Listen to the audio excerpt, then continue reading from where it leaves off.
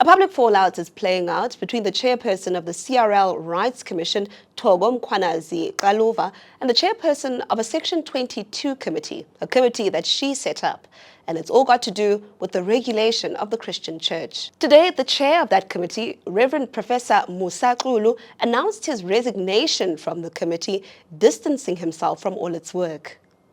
I've called this press conference because I have decided that it has become necessary, in the interest of transparency, constitutional accountability, and personal integrity of myself, to resign as chairperson of the Section 22 Committee of the Christian sector of the CRL Rights Commission. And I feel that I need to explain the circumstances under which I'm resigning. The committee was set up to address the abuses and harmful practices within the Christian church. In recent years, South Africa has seen outrageous acts from pastors, including feeding congregants grass and spraying their faces with doom.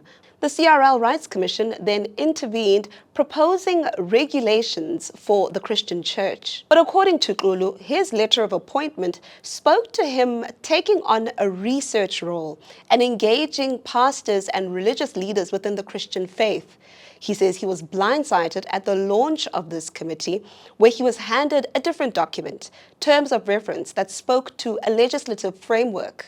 Xulu says he knew nothing about this.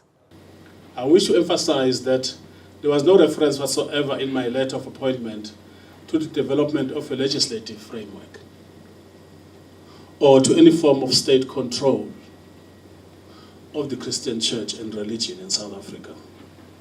On the contrary, my understanding was that the task before me and the Section 22 Committee was to explore self-regulation grounded in Scripture, in church history, also grounded in sound theology and the lived experiences of Christian communities in South Africa, which are very diverse.